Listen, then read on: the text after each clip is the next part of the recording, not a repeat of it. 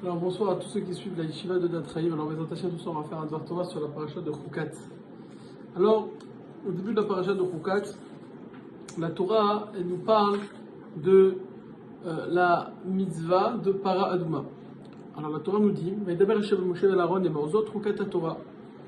Voici la Chukah, la loi de la Torah, Asher Tiva Hashem Nemor, que Hashem a ordonné en disant.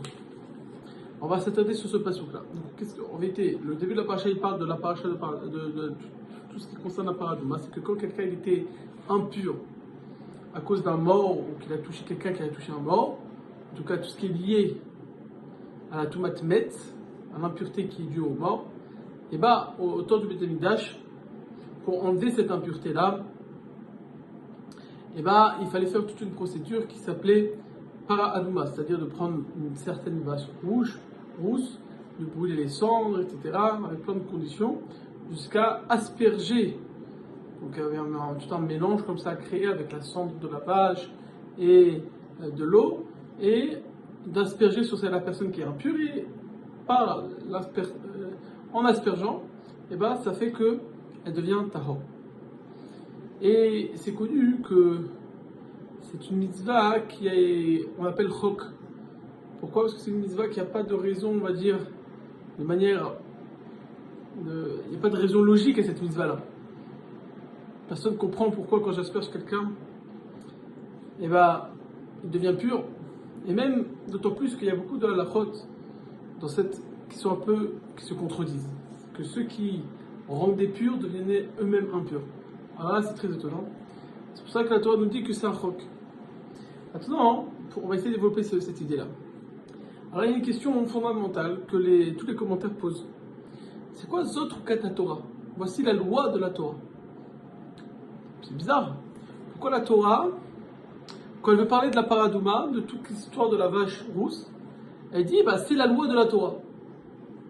Non, on aurait dû dire plus précisément. Zot Chukat, c'est la loi c'est la loi de l'impureté, de la pureté, de l'impureté. Pourquoi la Torah elle dit c'est la loi générale de toute la Torah? Alors, tous les commentaires ils demandent ça. On va mettre deux réponses aujourd'hui si Dieu veut, et chaque réponse va nous apprendre quelque chose de fondamental. Première réponse qu'on peut donner, c'est l'Orach Chaim. L'Orach Chaim, il ramène les deux réponses, on verra bien attaché. Première réponse que l'Orach Chaim Akadosh il répond. Alors, il dit quelque chose de très très beau. Il dit que il y a une différence énorme entre le juif et le goy. Le goy, loin de l'impureté, ne reçoit pas l'impureté. Il ne peut pas être impur, le goy. Le goy n'est pas impur. Il n'est pas impur par tout ce qui est l'impureté des morts, etc.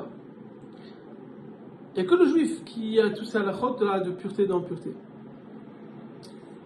Et il nous dit le Orach Chaim. Pourquoi Bémet? C'est quoi cette différence-là entre un juif et un goy? Pourquoi le juif il est différent du goy? Pourquoi le juif il a des halachot de Touma et Tahara qu'il faut qu'il soit pur? Tout halachot autour de la pureté, on voit chez les juifs. Il y a beaucoup d'halachot autour de la pureté. Et que chez le goy, il n'y a même pas de notion de pureté et d'impureté chez le goy parce qu'il ne reçoit même pas l'impureté. Nous dit l'Orach Chaim, c'est lié à la Torah. C'est lié à la Torah. Le fait que le juif, il a été mékavel à la Torah, et ça responsabilise. Et ça nous donne des halachot en plus spécialement pour nous.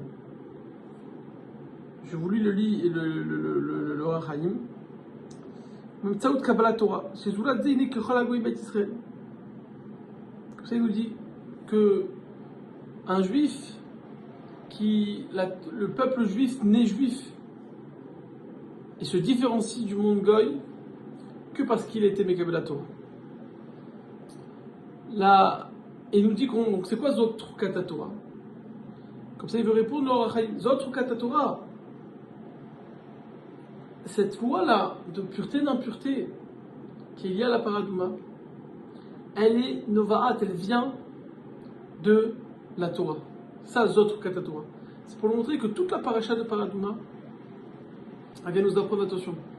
C'est une paracha qui est une conséquence du fait qu'on a reçu la Torah.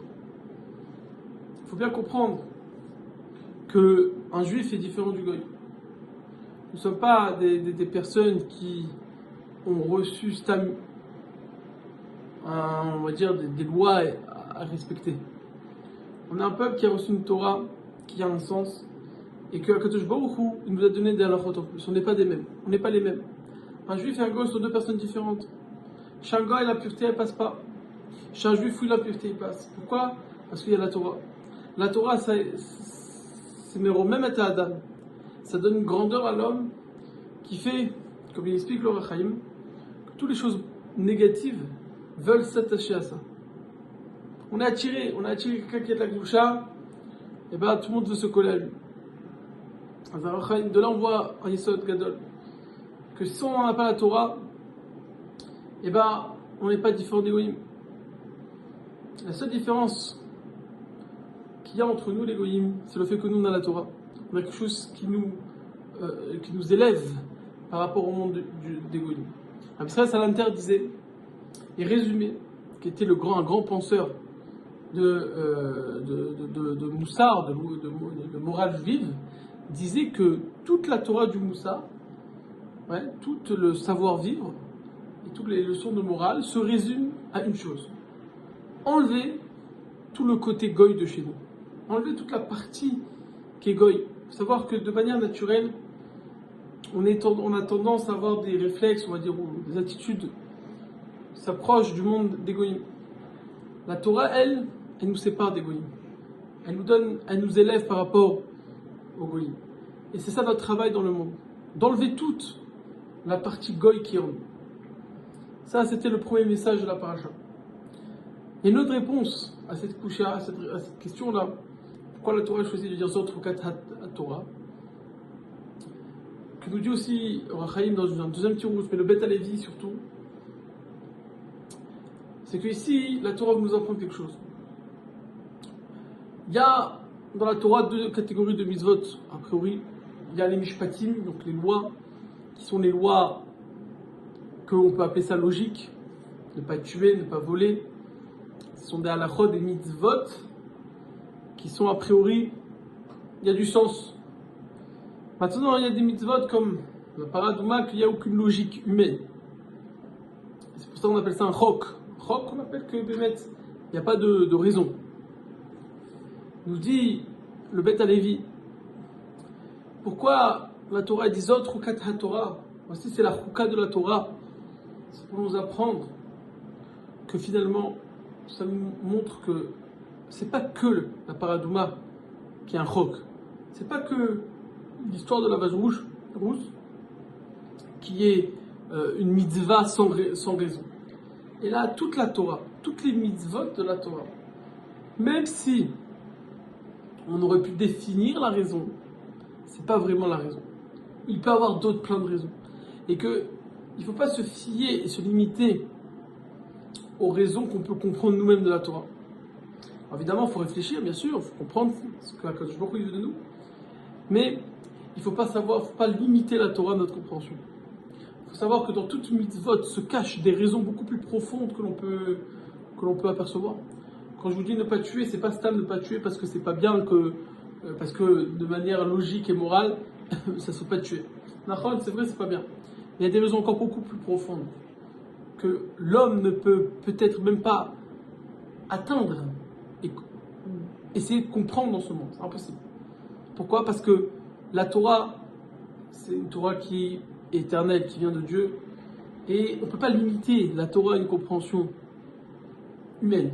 Donc, pourquoi la Torah précise que voilà, Zot Chukat HaTorah, c'est la Chukat de la Torah, c'est pour nous montrer, et c'est pour montrer un exemple, que de la même façon que la mitzvah de paradouma, tout le monde est d'accord qu'il n'y a aucune raison logique, et bien toutes les mitzvot de la Torah c'est la même chose, il n'y a aucune raison logique, comme la paradouma. Bien que Bémet, on peut donner une raison, la voda chez la nous, c'est de ne pas faire les mitzvot parce qu'on a compris ce qu'on fait. Il faut savoir que il faut accepter le fait qu'il y a une profondeur qui est illimitée dans toutes les mitzvot de la Torah et que Dieu a des raisons beaucoup plus profondes dans chaque mitzvah qu'on fait. Pourquoi on doit la faire? C'est pour cela que des fois, comme nous dit le Rambam, que même le Rambam il nous dit que même la mitzvah de Paradouma, c'est pas qu'on comprend pas en fait, c'est pas qu'il n'y a pas de raison. Il y a une raison, mais c'est très profond. Et que l'homme, des fois, il peut pas, il est limité pour comprendre la raison profonde que Dieu a voulu mettre dans cette mitzvah. Donc, le Yesod, il est ici qu'un homme, il doit faire toute la Torah parce que Dieu lui a demandé. Parce que c'est quelque chose qui nous dépasse, quelque chose d'une profondeur qui n'est pas quelque chose qui est tellement profond qu'on doit chercher à comprendre, mais c'est pas la raison de notre application. On n'applique pas la Torah parce qu'on a compris parce qu'on a compris que la mitzvah c'est bien et ça vaut la peine de la faire. Non, il faut accomplir la Torah comme si c'était comme il n'y avait pas de raison. Je ne vole pas parce que c'est pas bien de ne pas voler. Je ne vole pas parce que Dieu m'a dit que je ne dois pas voler. Et c'est pas moi que la mitzvah de Paradouma que je dois respecter. Je dois respecter parce que Dieu me l'a demandé. Et que si je dis que ça c'est la raison de la mitzvah, et peut-être c'est pas que je me trompe, mais je réduis la mitzvah. La mitzvah ne se réduit pas à une raison humaine. La raison, elle peut, bien sûr, dire cette raison humaine, mais elle ne doit pas se limiter à cela. Il y a des raisons beaucoup plus profondes et beaucoup plus cachées qu'on ne peut pas savoir, on ne peut pas comprendre, parce que notre cerveau est limité. Mais on doit bien comprendre que la Torah est une grande profondeur, et que même si on ne comprend pas des fois, il y a des mitzvot qu'on doit quand même les faire, parce qu'on est mamine, on a la croyance en Dieu, que se cache derrière la Torah un patrimoine qui nous dépasse et qui est beaucoup plus profond et beaucoup plus vrai que l'on peut entendre. Je vous souhaite de passer un très très bon Shabbat à vous tous.